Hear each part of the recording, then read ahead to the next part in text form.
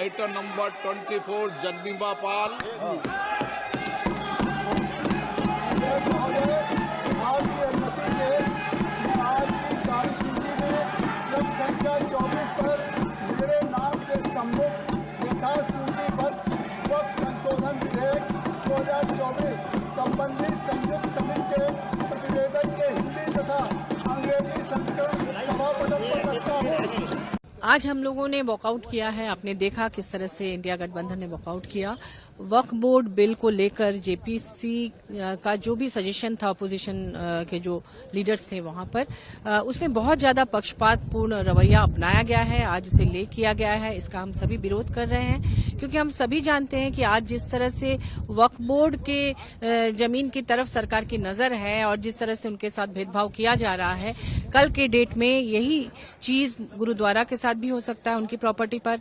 यही चीज Christian community के जो चर्चेज हैं और उनकी जो प्रॉपर्टी है, जिसमें वो सोशल वर्क वगैरह भी करते हैं, बहुत सारा स्कूल, कॉलेज, हॉस्पिटल, उस पर नजर पड़ सकती है, मंदिरों पर पड़ सकती है। शक है, हमें संदेह है कि इस तरह का ही कोई इस तरह की मंशा है, जिसकी वजह से इस तरह से पहली बार संसदीय परंपरा का निर्वाह नहीं करते हुए जेपीसी में इस तरह से किया गया। कि मैं जेपीसी का मेंबर था, बड़े अफसोस की बात है विपक्ष के सदस्यों ने जो अपना डिसेंट नोट दिया, जो उन्होंने अपना विरोध दर्ज कराया, उनका विरोध भी शामिल नहीं किया गया।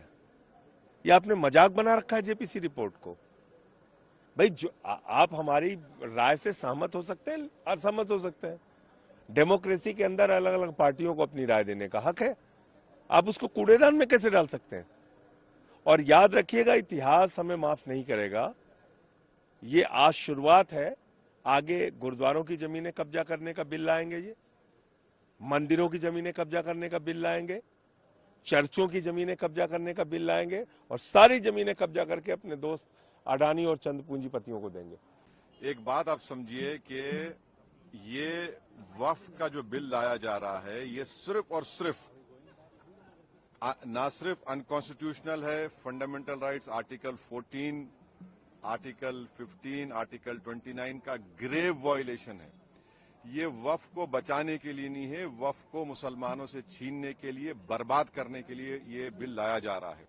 और इसमें जो एडिशनल अमेंडमेंट्स जो बीजेपी और एनडीए ने पेश किए, वो तो उसको और बदतर करता है। आप बताइए कि कैसे मुस्लिम वक्फ प्रॉपर्टीज में नॉन मुस्लिम को मेंबर रखा जाएगा? कैसे आप कलेक्टर एंड अबव ऑफिसर्स को पावर देंगे? कैसे कलेक्टर डिसाइड करेगा कोई वक्फ प्रॉपर्टी है या नहीं? कैसे आप ईवाईक्यू प्रॉपर्टीज का सेक्शन खत्म कर रहे हैं? कैसे आप लिमिटेशन एक्ट को अप्लाई कर रहे हैं जो हिंदू धर्म के प्रॉपर्टीज के ऊपर, सिख धर्म के और क्रिश्चियन धर्म पर अप्लाई नहीं होता है? तो ये सिर्फ और सिर्फ ये सरकार आइडियोलॉजिकल बुनियाद पर मुसलमानों को अपनी वर्शिप से महरूम करने के लिए, क्योंकि वक्फ मुस्लिम समाज के लिए एक इबादत है, उसको छीनने के लिए ये बिल लाया जा रहा है। हम इसका कंडेम करते हैं। और दूसरे जो जेडब्ल्यूसी में ऐसे स्टेक होल्डर्स को बुलाया गया जिनको भारत के संविधान पे कोई भरोसा नहीं, जिनके ऐसे ऑर्गेनाइजेशन को बुलाया गया जिनके ऑर्गेनाइजेशन के मेंबर्स आतंकवादी केसेस में अरेस्ट हुए हैं, मर्डर चार्जेस उनके ऊपर हैं, ऐसे लोगों को बुलाया गया है। और जल्दबाजी में ये जेडब्ल्यूसी की रिपोर्ट को दिया गया है।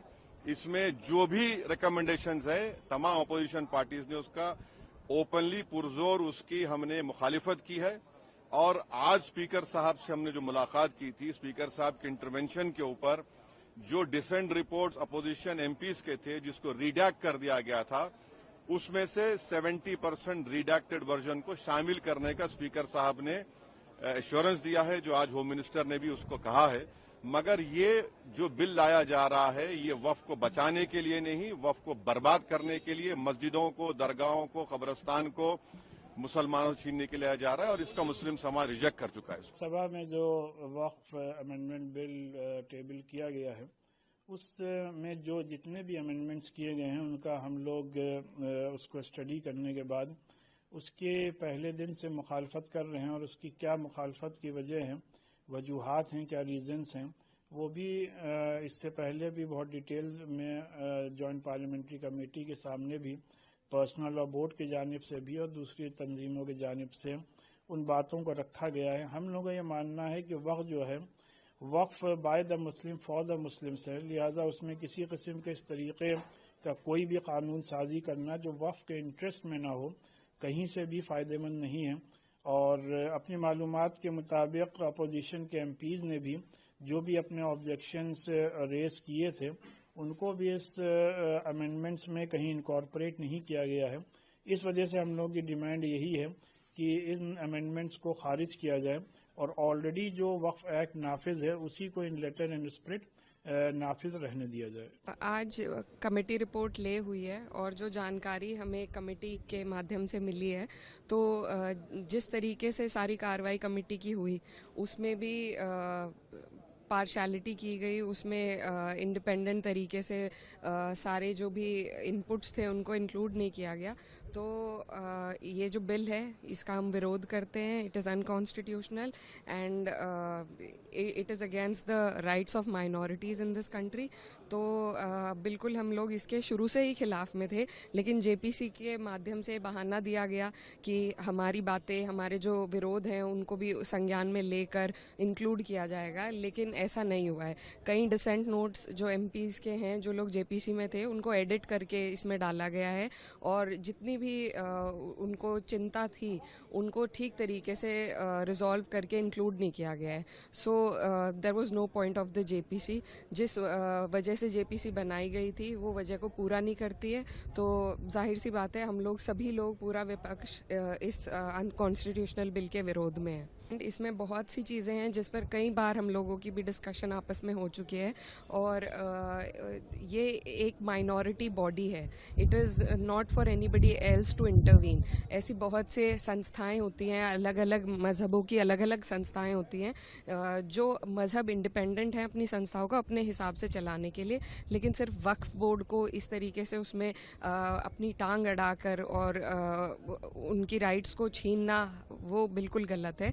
तो बहुत सी कमेटी होती हैं, गुरुद्वारे की कमेटी होती हैं, अलग अलग मंदिरों की कमेटी होती हैं, तो सब अपने मज़हब के हिसाब से चलती हैं, लेकिन सिर्फ वक्फ पे इस तरीके से हमला करना सरकार के द्वारा ये उचित नहीं है। अगर अपोजिशन ने ये बात उठाई और उस पर भारत के गृह मंत्री श्री अमित शाह जी ने खड़े होकर कहा कि डिसेंट नोट में अगर ये एतराज है विपक्ष के सांसदों का कि हमारे शामिल नहीं किए गए, तो हमारी पार्टी को कोई एतराज नहीं है, स्पीकर साहब आप इसको शामिल कर सकते हैं। फिर स्पीकर साहब ने कहा कि आपके जो कंसर्न है क्लॉज बाय क्लॉज में जो है उसको हम शामिल कर लेंगे। तो ये स्पीकर का एक डायरेक्शन हो गया जिसको हम भी मान्य है, सबके लिए मान्य, जुड़ जाएगा। अब इसके बाद बहिष्कार किया तो क्या ये संसदीय लोकतंत्र पे कुठाराघात नहीं है? मुझे लगता है कि सरकार के खिलाफ कभी भी जब विपक्ष किसी बात पे वॉकआउट करता है तो सरकार के खिलाफ करता है। Speaker is a custodian of the house. आज उन्होंने जब गृह मंत्री जी ने कह दिया कि हमारी पार्टी को कोई इतराज नहीं, जोड़ दिया जाए, और स्पीकर साहब ने उसमें फैसला कर दिया, तो ये नई परंपरा किया है जो आज नई परंपरा इस तरह से कांग्रेस रोज कर रही है।